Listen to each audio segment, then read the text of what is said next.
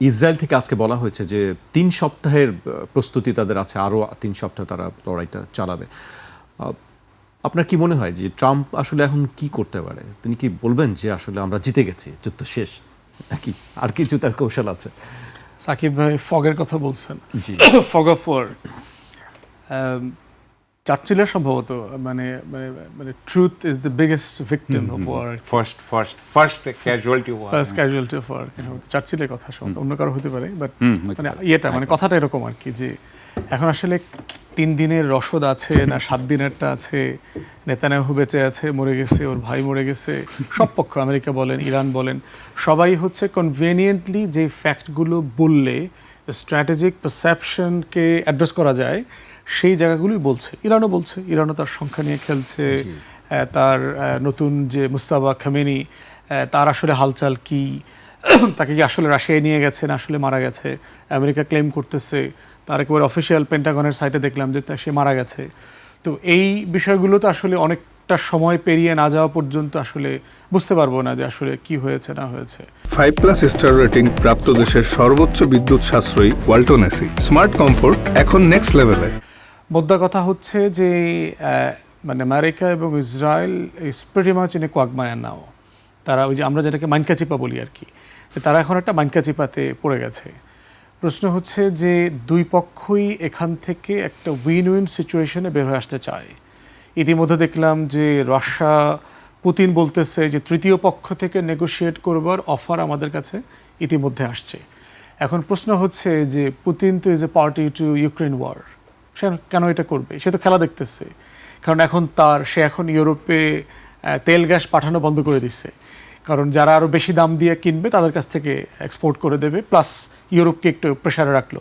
Inflation rise up, flyer up করবে, জিনিসপত্রের দাম বাড়বে, ওখানে অ্যান্টি গভর্নমেন্ট মুভমেন্টগুলো এখন তৈরি হবে, একটা দুইটা তার অপছন্দের সরকারকে সে ফেলেও দিতে পারে এই সুযোগে আর কি। This is a lot of domestic politics আর কি, যেটা এখন চলছে। তো এই জন্য ট্রাম্পের এখন সবচেয়ে বড় যেটা বাস্তবতা তৈরি হয়েছে, সে যদি হিব্রু সিন্ড্রোমের কথা বলেছে, মানে সে মানে একটা চাইল্ডিশ ডিজিজ আছে আর কি, মানে সে জিতেছে এইরকম একটা মুডে তাকে যুদ্ধ থেকে উইথড্র করতে হবে। এখন কি সেটাই বাকি আছে যে আমি জিতে গেছি? এখন যে চলমান রিয়েলিটি আছে, এখন পর্যন্ত কোনো ইভেন্ট নাই যেটাকে আপনি উইনিং ইভেন্ট হিসেবে বলতে পারবেন যে এই কাজটা করেছি। একটা ল্যান্ডমার্ক ঘটনা লাগবে যে আপনি এই কাজটা করেছেন। খামেনিকে হত্যা করা হয়েছে, সে হয়তো ওই সেই গ্রাউন্ড থেকে বলবে ওইটাতে তো রেজিম চেঞ্জ হবে না, সেটা তো আগে হয়ে গেছে, মানে ওইটা এখন করতে পারবেন না। মানে যেই গোলটা মিস করে ফেলেছেন এটা তো আর পাচ্ছেন না, এতে তো রেজিম চেঞ্জ হচ্ছে না। দেখেন ইরান কিন্তু অনেক সফিস্টিকেটেড কান্ট্রি অ্যান্ড সিভিলাইজেশন। ভাই পাহাড়ের কথা বলেছেন, জাগ্রস মাউন্টেন থেকে শুরু করে তার চারপাশ কিন্তু মাউন্টেনাস, এবং গত 500 বছরের সিভিলাইজেশন না, শুধু 5000 বছরেও যদি দেখেন, তাকে গত 1000 বছরে ধারা ওয়ার্ল্ড পাওয়ার ছিল। অটোম্যান বলেন, তারপরে আমেরিকান বলেন, ব্রিটিশ বলেন, ফ্রেঞ্চ বলেন, চাইনিজ বলেন, রাশিয়ান বলেন, তার আশেপাশে যত সুপার পাওয়ার ছিল তারা সবাই কিন্তু এটা দখল করবার চেষ্টা করেছে, কেউ কিন্তু পারে নাই। সো তার জিওগ্রাফি তার একটা বিগেস্ট প্রোটেকশন। তো সেই জায়গাতে ইরান একটা অ্যাডভান্টেজ পজিশনে আছে।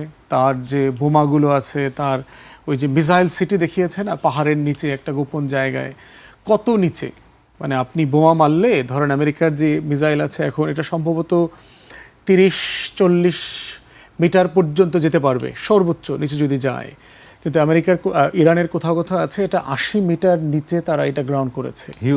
হিউজ ব্যাপার। এবং ওখানে সিটি করা আছে, মানে ওটা আপনার মোসাদ কিছু স্পাই এজেন্ট দিয়ে কিছু তথ্য পাচার করেছে, কিন্তু ধ্বংস করাটা তো ডিফারেন্ট জায়গা আর কি। আপনার এইটা করার মতো ক্যাপাসিটি, প্রযুক্তি আমেরিকা সহ কারো নাই আর কি। তো এই জন্য আমরা বোধ করছি যে এই যুদ্ধটা শেষ করবার মতো যে একটা মনুমেন্টাল ঘটনা আমেরিকা এবং ইসরায়েলের দরকার, তেমন কোনো ঘটনা এখনও ঘটে নাই। তো অতএব যুদ্ধ আপাতত চলা ছাড়া বিকল্প কিছু দেখতে পাচ্ছি না। ইরানেরও পিছনে ফেরার মতো বাস্তবতা এখন সে নাই, কারণ she is already in it. তো এখন তার প্রেস্টিজের প্রশ্ন, তার হাজার হাজার মানুষকে মেরে ফেলা হয়েছে, তার সিনিয়র লিডারদেরকে মেরে ফেলা হয়েছে, এবং ইরানের কাঠামোগত স্ট্রেংথ আছে। কিন্তু দেখবেন যে ইরানে আমাদের যে দেশগুলোতে যে কনভেনশনাল আর্মি থাকে, আর্টেশ বলে ইরানে, এই আর্টেশ যেমন আছে, ইরানে কিন্তু বাজিস নামে আরেকটা ফোর্স আছে প্যারামিলিটারি, তার উপরে সবচেয়ে বড় ফোর্স আছে হচ্ছে আইআরজিসি, যেটাকে বলে আছে ইসলামিক রেভলিউশনারি গার্ড কর্পস। এই আইআরজিসি, তাহলে প্রশ্ন হচ্ছে যে সেনাবাহিনী নৌবাহিনী আছে, তাহলে আইআরজিসি কি করে? পলিটিক্যালি চিন্তা করলে দেখবেন যে আমাদের কনভেনশনাল সেনাবাহিনী, বিমান বাহিনী, নৌবাহিনী যেটা করে, সে দেশকে সেফগার্ড করে, ল্যান্ড, এয়ার, সি, এগুলো সেফগার্ড করে।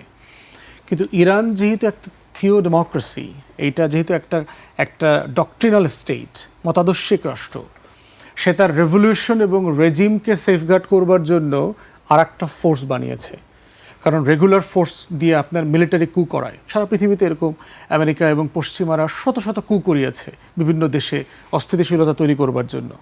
তাহলে দেখেন তারা পলিটিক্যালি কত শার্প তাদের জায়গা থেকে, যে আমার রেভলিউশন রেগুলার আর্মি দিয়ে আমি সেফগার্ড করতে পারবো না, এখানে এরশাদের মতো কুলাঙ্গারের জন্ম হবে, ওরা এখানে কু করে দেবে, কু করে এখানে লেন্দুব দর্জির জন্ম হবে, ওই লেন্দুব দর্জি আমার রাষ্ট্র বেঁচে দেবে, এখানে হায়দ্রাবাদের নিজামকে সেফগার্ড করার মতো সেনাবাহিনী এবং সদস্যদের খুঁজে পাওয়া যাবে না, একটা সময় এটা আসবে। অতএব সেই রকম একটা জায়গায় আমার একটা স্পেশাল ফোর্স লাগবে।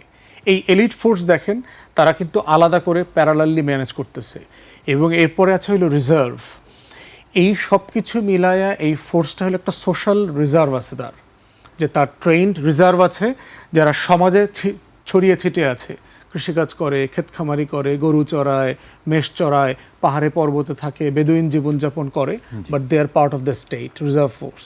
তো এই যে কাঠামো আছে, এই যে 2500 সোলজার গেছে, গল্প শুনতেছি না, সাউথ কোরিয়া থেকে মার্চ করে গেছে, ইরানের ফরেন মিনিস্টার বলছে let them come, we are waiting for them to welcome. তো সেইখানে গেলে পরে তারা বুঝবে যে মরণ ফাঁদের চেহারাটা কেমন হয়। আর আমেরিকানরা, পশ্চিমাদের যুদ্ধ করার মতো কোনো নাই, কোনো তেজ বাস্তবতা তাদের মধ্যে নাই যে তারা মানে বুটস অন দ্য গ্রাউন্ড এই রিয়েলিটিতে তারা যাবে, এটা আমি মনে করছি না।